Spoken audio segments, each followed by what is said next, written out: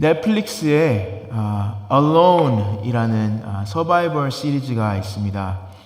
10명의 사람들이 10가지의 도구만을 가지고 캐나다의 그리즐리 베어가 서식하는 야생에서 누가 오래 살아갈 수 있는지 보는 쇼입니다. 저는 이 쇼를 통해 인간이 혼자 자연에 남겨졌을 때 얼마나 연약한 존재인지 볼 수 있었습니다. It doesn't matter who you are. It doesn't matter what you have done. 이 쇼에 나오는 사람들 중에는 몸이 정말 곰같이 크고 힘이 센 사람들도 있고요. 평생 자연인처럼 살아온 사람도 있습니다. 서바이벌을 가르치는 서바이벌리스트도 있지만 어떤 지식이 있어도 어떤 능력이 있다고 해도 그 그리즐리 베어, 그 곰 앞에서는 너무나 연약한 인간이라는 걸 볼 수 있습니다. 추위 앞에선 그리고 배고픔 앞에선 그리고 외로움 앞에선 인간은 얼마나 너무나 작고 연약하다는 것을 볼 수 있습니다. 이 서바이벌 쇼를 보고 설교 준비를 하는데요.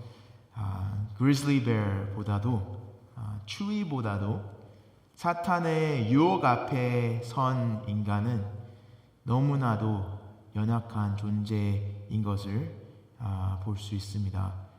다윗도 골리앗을 물리친 다윗도 사탄의 유혹 앞에서는 아주 연약한 인간이란 것을 우리 본문으로 볼 수 있습니다.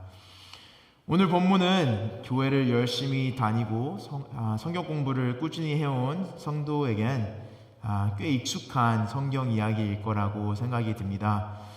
다윗 왕이 밧세바가 목욕하는 것을 보고 밧세바를 불러 임신시키는 황당스러운 이야기입니다. 하지만 우리 본문을 볼 때에 더 황당한 것은 다윗 왕이 하나님께 기도하며 용서를 빌어야 할 때에 잔머리를 굴려 자기가 지른 죄를 커버업 하려고 하고 있다는 것을 우리 본문으로 통해 볼 수 있습니다. 정말 제가 생각할 때엔 우리가 볼 때엔 황당하고 embarrassing한 다윗의 이야기입니다. 성경은 1절부터 13절의 제목을 다윗과 밧세바라고 지어놨는데요. 제 생각에는 다윗과 우리야라고 제목을 짓는 것이 더 정확한 제목이라고 생각합니다. 성경을 자세히 읽으면 이 본문은 다윗과 밧세바를 비교하는 것이 아니라 다윗과 우리야를 비교하고 있는 본문이라는 것을 볼 수 있습니다. 사무엘하의 저자도 그렇게 생각했다는 것을 볼 수 있습니다. 1절부터 5절까지를 자세히 읽어보면 밧세바가 잘못한 것은 하나도 없습니다.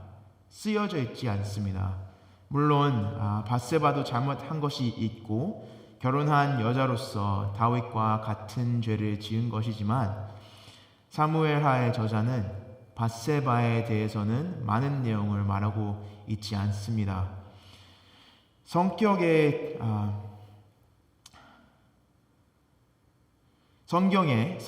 초점은 다윗의 죄, 다윗의 마음입니다. 다윗이 목욕하는 여자를 보고 누군지 궁금해서 사람을 보냈고 이 여자가 우리야의 아내며 엘리암의 딸이라는 것을 알았으면서도 이 여자를 데리고 오라고 명을 했습니다.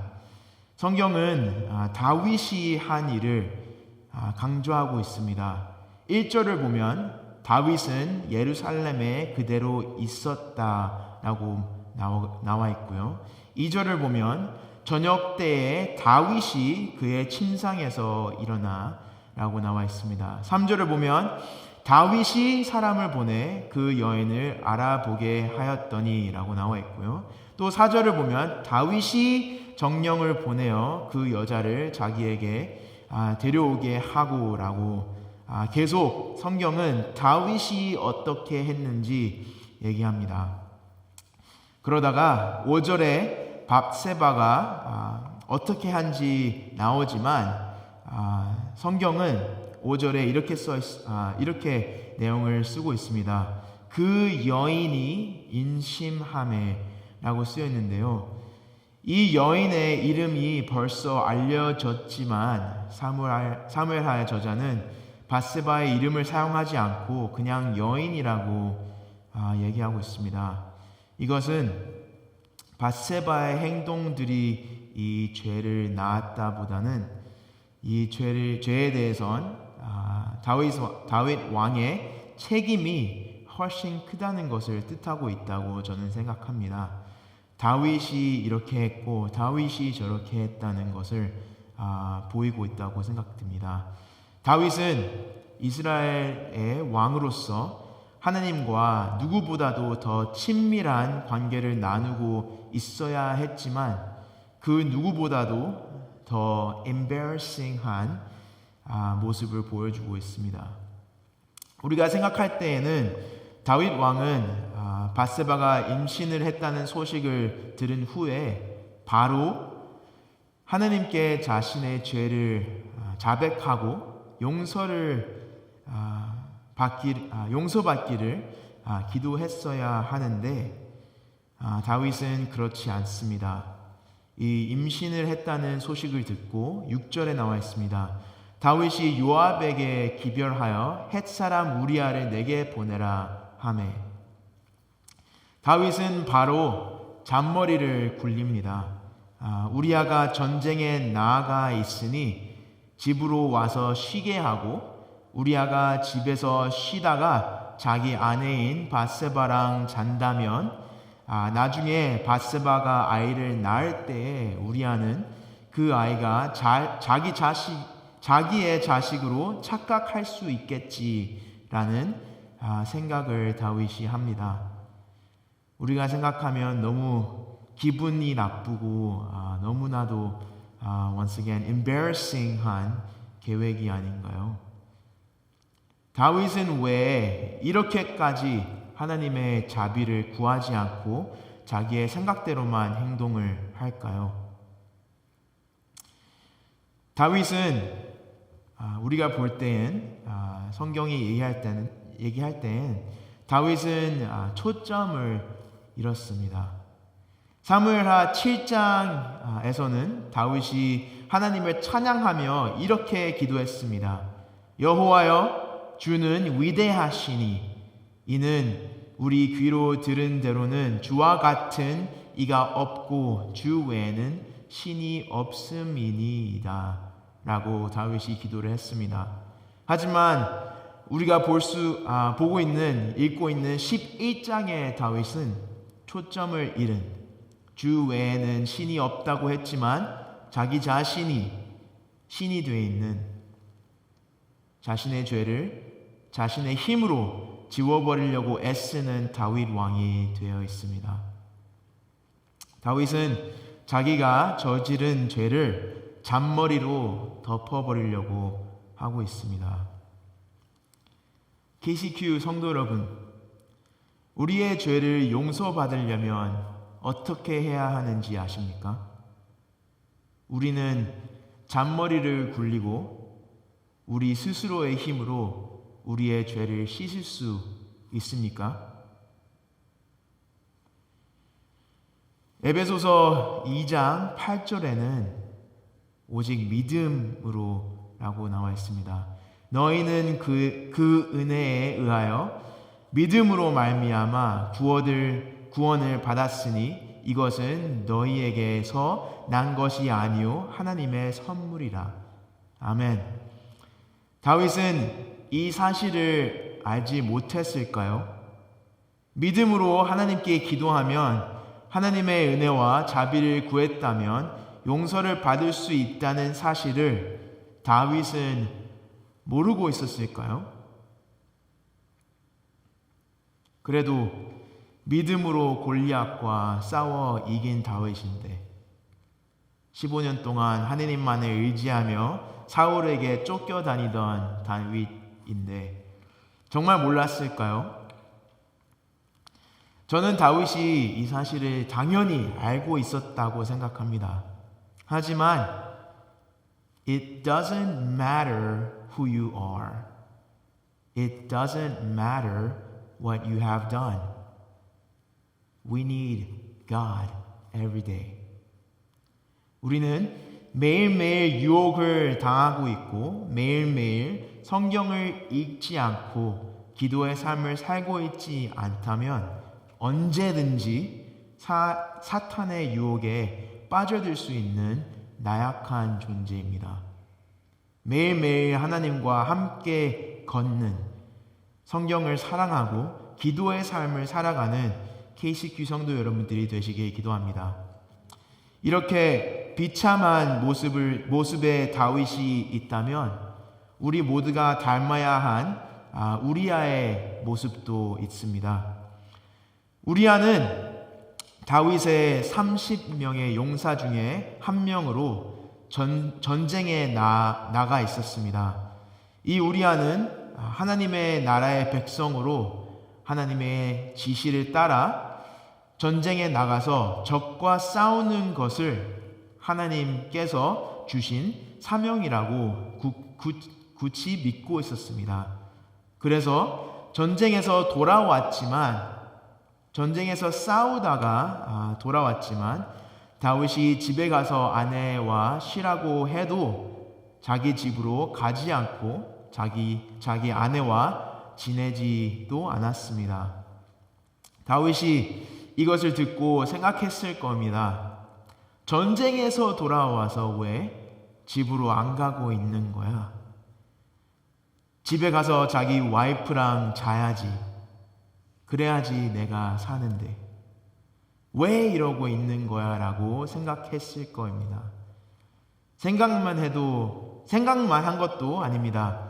우리한테 다윗이 물어봅니다. 내가 길 갔다가 돌아온 것이 아니냐? 어찌하여 내 집으로 내려가지 아니하였느냐라고 10절에 다윗이 물어봅니다. 다윗이 물어볼 때에 우리아가 답합니다. 11절을 같이 읽어보겠습니다.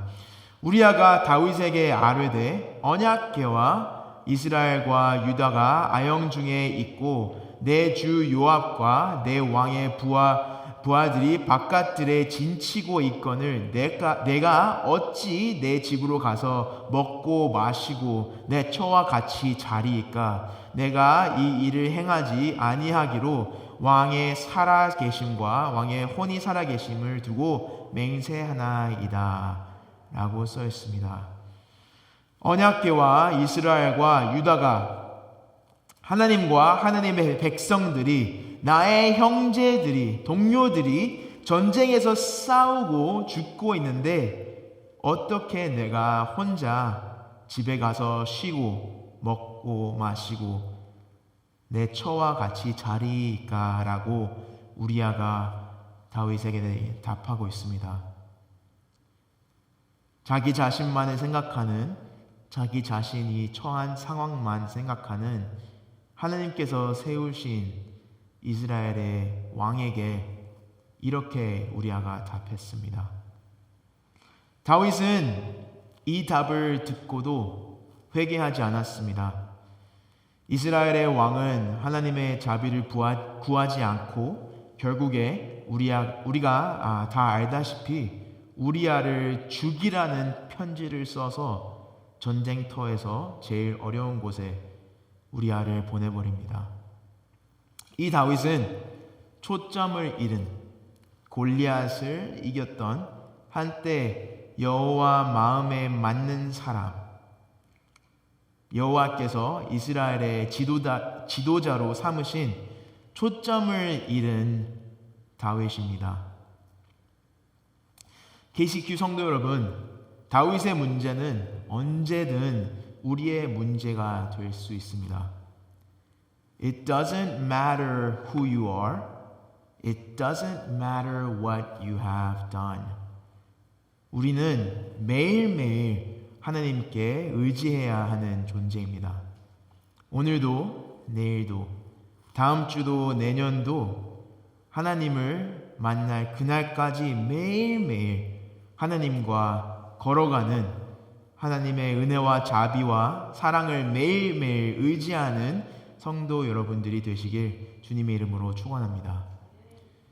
설교 시작할 때에 말씀드린 Alone이라는 서바이벌 쇼에 나오는 10명의 참가자에게는 특별한 워키토키 무전기가 주어집니다. 참가자가 스스로 나는 더 이상 못 견디겠다라고 생각할 때에 버튼을 눌러서 도움을 요청할 수 있는 이 무전기가 주어집니다. 이 무전기를 사용하면 도움이 오지만 서바이벌 쇼에서 탈락하게 됩니다. 성도 여러분들, 저희에게는 하나님의 성령께서 저희 마음 가운데 계십니다.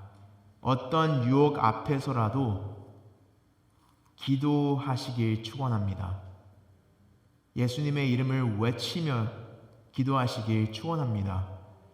하나님께서 예수님의 이름으로 우리가 기도할 때에 저희의 기도를 들어주신다고 약속하셨습니다.